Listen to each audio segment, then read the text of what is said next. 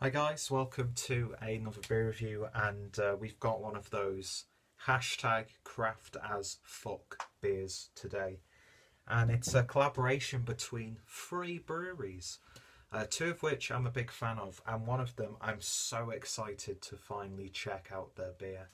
Now, a little bit of a backstory: these three breweries all came together, funnily enough, at the Regensburg Craft Beer Festival 2016, the one that I was volunteering at. So the breweries are Yankee&Kraut, who I've reviewed a few of their beers. There's still a couple that I need to try.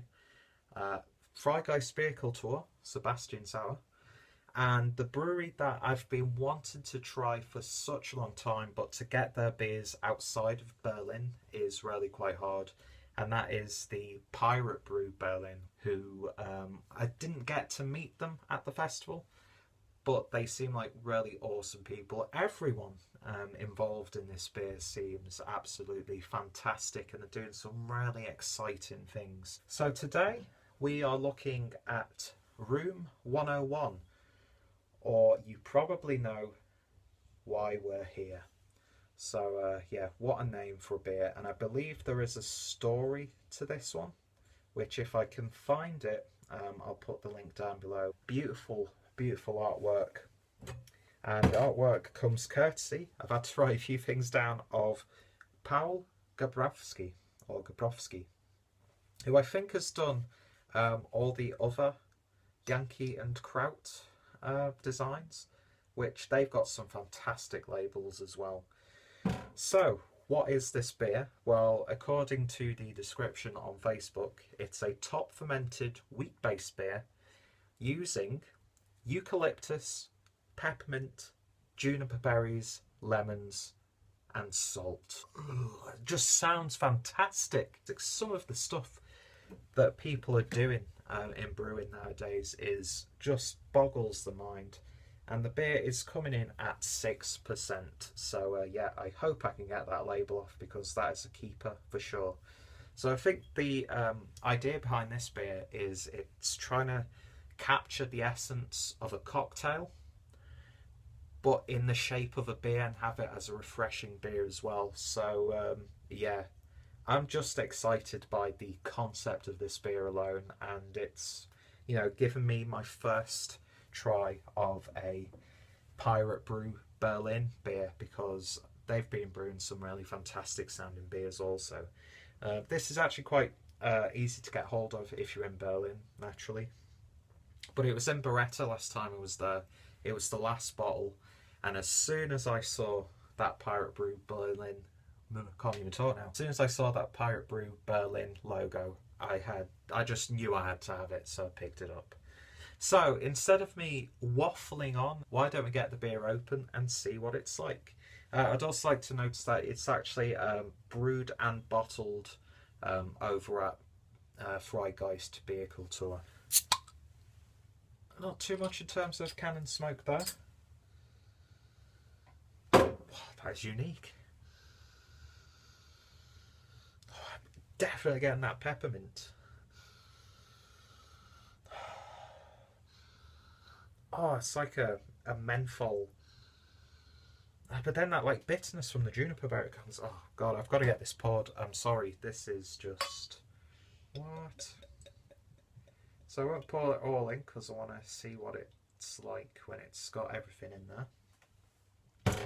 But yeah, look at that. Got quite a bit of murk going on in there. And that is a lovely hazy orange sort of colour with some slight yellow hues. Yeah, you can't see through that at all. It almost looks like an orange juice in the glass. The carbonation is really quite nice and slow, almost in the centre of the glass, but it is coming up to the sides of the glass really nicely. Beer left, no head whatsoever, probably down to the pour. But yeah, it looks good so far. Let's give it a swizzle and see what we get on the nose. Just noticed that my low power mode has to be turned on now. Oh, that peppermint, man. Just a lovely, subtle peppermint. Get a little bit of that juniper berry in there as well. Also get that eucalyptus. You definitely get those sort of like herbally, sort of leafy aromas. Almost has the aroma of like a strepsil or a throat sweet when you've got a bit of a cold. But then there's like an underlying fruitiness there.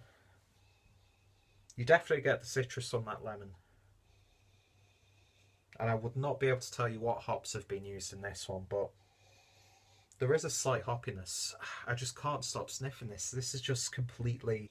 Yeah, it's like you've got a Lynx vape, a Vicks vapor rub, and you've got a steam bath, and you're inhaling it in. It like almost clears the nostrils as you smell it. It's absolutely insane. Now, is that an aroma that a lot of people will like? No, not really. I could see a lot of people having a sniff of this and like, what the fuck is that? I'm not really getting that like cocktail vibe on the aroma. That'll probably come out more in the taste, but yeah, it's very, very, very unique indeed, and I'm really, really enjoying it. It's, I don't know, I can't stop sniffing it. It smells wonderful. Let's finally give it a taste. Cheers.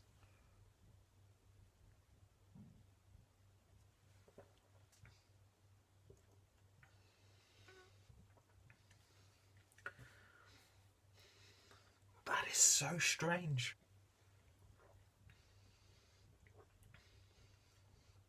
It's so refreshing. I'm instantly hit by that juniper berry. I mean, I'm a big fan of gin. That's probably one of the only few like spirits that I like to drink. And I do love a good gin and tonic. I'm getting that sort of sensation, especially that nice gentle bitterness. Picking up that peppermint, mixing wonderfully with eucalyptus.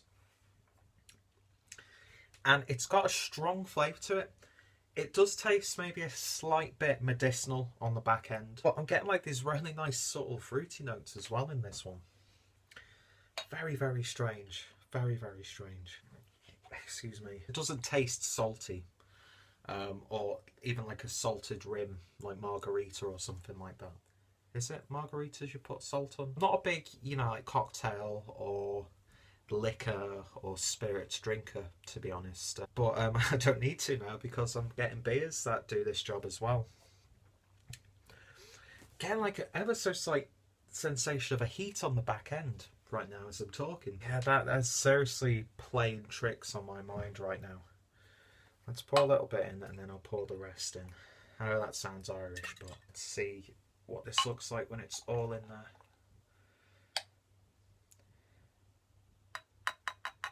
So when everything's in the glass, yeah, the colour has changed quite dramatically there. It's almost like a light toffee colour. Almost reminds me of what a rye wheat beer would look like. But yeah, the murk is strong with this one, folks. Look at that. It's almost like one solid colour. Absolutely wonderful stuff. You cannot see through that at all. And I'm not really seeing too many bits or bobs floating around. It's completely taken on a different form now. So look at that. That's just insane to me. It really, really is. Let's have one more taste and I swear I'll get a rating done. Breathe in and it gets cold. It's got that weird sensation. It's probably my mind playing tricks on me. But yeah, that is a very, very strange beer. Is it one that I could drink a lot of? No. Would I buy another bottle? Yes, I would. I could see a lot of people really, really disliking this one. But I think this is a really intriguing concept. And yeah, I don't know how I'd rate a beer like this. I tell you what, all of you guys who are involved in this beer, you have certainly perplexed me. Really, really have. Herbal, medicinal. You get a bit of like a lemony citrus there. Nice gentle hop profile on the palate. I don't know, this has really, really knocked me for 6. It really, really has. I don't think I've tried a beer that has just like, but a rating on this beer. Light crisp. Rating, Peter. I'm going to give it an 8 out of 10. Has it done what it sets out to do, to bring like the cocktail and the beer into one? In a way, yeah. I'm definitely getting images of a lovely gin and tonic right now in my head. Yeah, it's a crazy beer.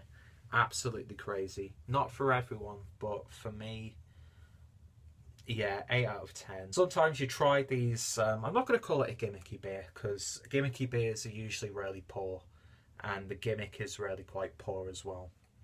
But these, like, out of left field beers, what point was I trying to make? I can't remember.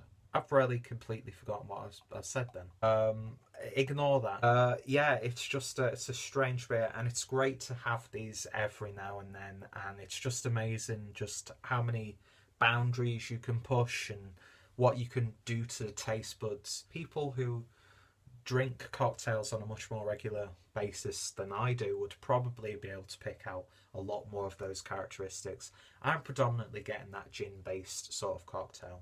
But it's a fun beer, and it's definitely worth giving a try if you ever come across it. But like I said, I don't think I'd be able to do a full session on this, just because my mouth now is just feeling so weird. It feels like I've been having some cough sweets or something like that, or like, you know, lockets or whatever to try and, you know, clear my sinuses and stuff. It's so weird, but I enjoy it. So 8 out of 10. If you've tried this beer, let me know your thoughts, opinions.